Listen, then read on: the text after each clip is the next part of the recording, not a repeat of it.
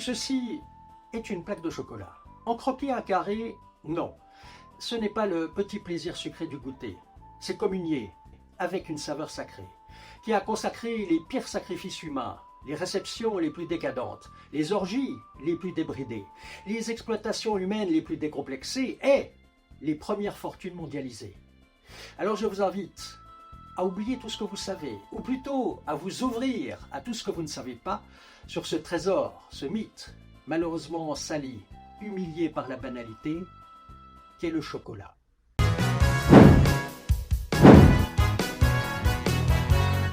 En utilisant votre index droit ou gauche selon votre préférence, vous pouvez, tel un dieu ou une déesse antique, prolonger cette aventure, en likant, en vous abonnant, en partageant.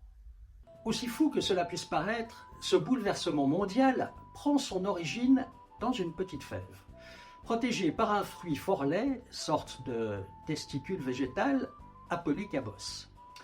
L'étrange fruit d'un arbre, le cacaoyer, malingre, qui aime la soumission pour pouvoir croître, c'est-à-dire profiter de l'ombre protectrice de ses grands congénères. Le cacaoyer donc grandit et se reproduit à l'abri des regards au cœur de la forêt amazonienne. C'est alors que des perroquets découvrent les tout premiers la délicieuse saveur renfermée dans les fèves et, lors de leur migration vers le nord, en disséminent jusqu'au Mexique.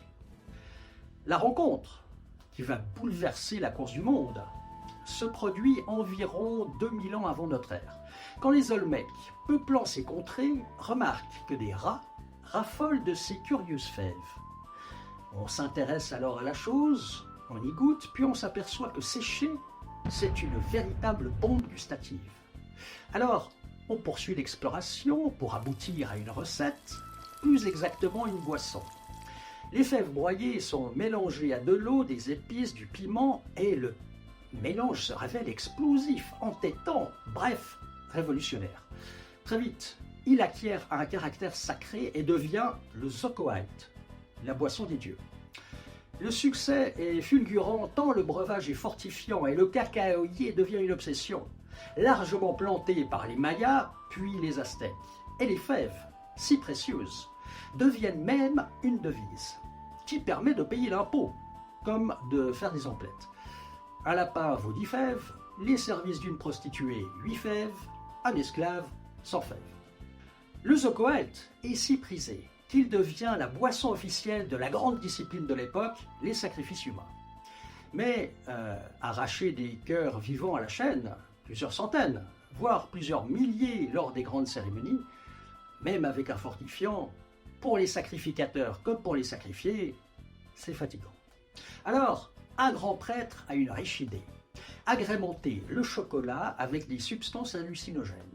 Du coup, l'ambiance est nettement plus festive et on peut sacrifier d'autant plus. D'ordinaire, des prisonniers de guerre et des esclaves qui ont le privilège d'offrir leur palpitant aux dieux, mais aussi une petite portion de volontaires, absolument convaincus de transformer leur vie médiocre en success story, à savoir accéder directement au carré VIP des dieux. On pourrait croire que ce bizarroïde bonus au sacrifice aurait disparu, tout comme les anciennes religions. Mais quand on fait une trouvaille si politiquement utile, on ne s'en sépare pas, on la décline. Avant, on offrait son cœur, aujourd'hui, on offre son corps, façon puzzle. Le chocolat était donc, on peut le dire, un produit de niche. Mais c'était sans compter la providence qui permettrait à la fève de rencontrer son plus grand fan et fervent ambassadeur, Cortés. Alors, au début, on peut se dire que cette rencontre n'est pas gagnée d'avance. Le conquistador, débarquant en 1519 sur les plages mexicaines avec seulement 600 hommes face à un empire. Mais il ne faut jamais sous-estimer un aventurier, surtout quand il est doublé d'un illuminé. Cortés, réalisant que la poudre à canon et les chevaux impressionnent grandement les autochtones et leur confère un statut de quasi-divinité, progresse alors dans les terres avec sa petite armée, son but étant d'atteindre la capitale, Tenochtitlan, réputée pour abriter un fabuleux trésor. Moctezuma, l'empereur, est étrangement passif, ce qui ne lui ressemble pas, car il ne sait pas à qui il a affaire, Dieu ou humain. Alors, il y a des échauffourées de ci, de là, mais en fait, les Espagnols progressent comme dans du beurre. Car Moctezuma, qui a reçu des cadeaux et des lettres d'amitié qui ont complètement endormi sa méfiance, se refuse à lancer son armée à l'attaque de plus de 80 000 hommes.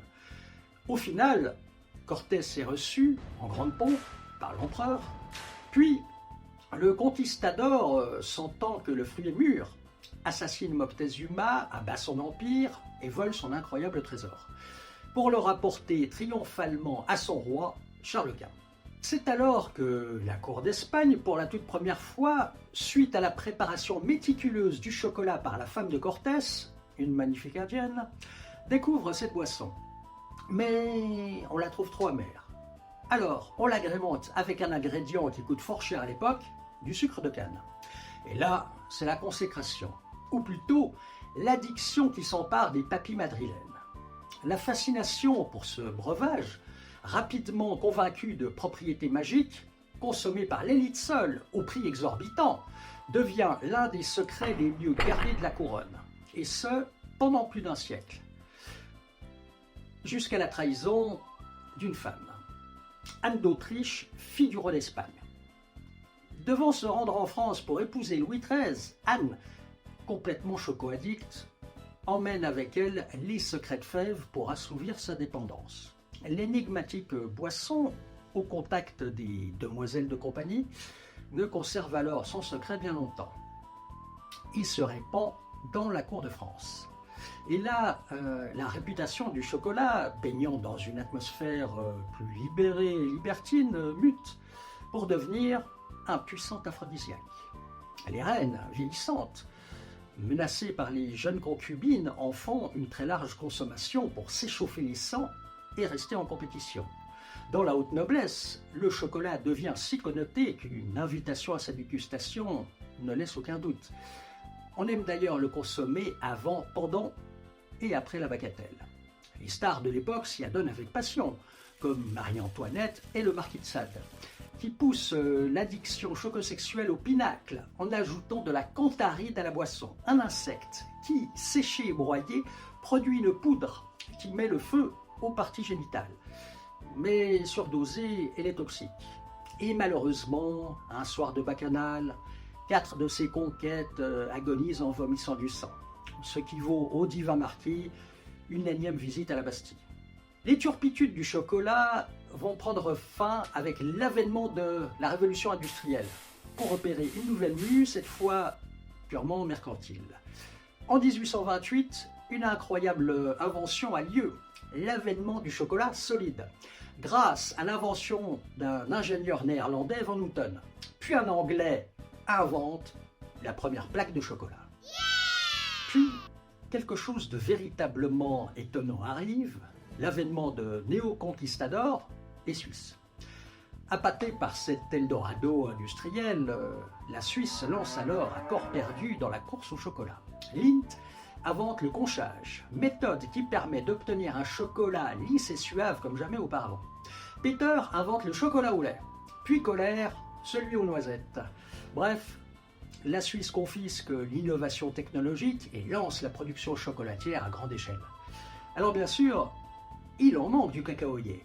On en plante alors à l'automne. Dans toutes les zones tropicales, on en couvre même l'Afrique, et partout, on déforeste, apportant sa pierre à la catastrophe climatique.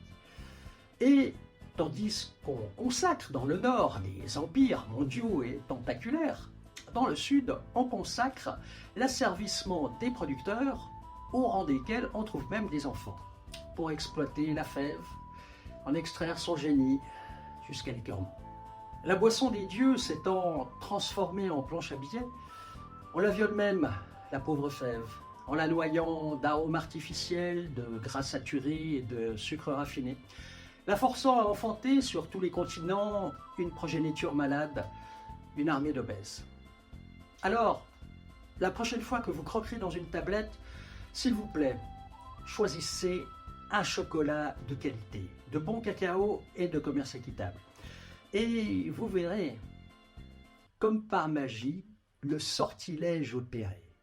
et la divine fève redevenant la sulfureuse amante qui a tourné tant de têtes. Et en vous abandonnant à son étreinte, vous lui rendrez à jamais sa dignité.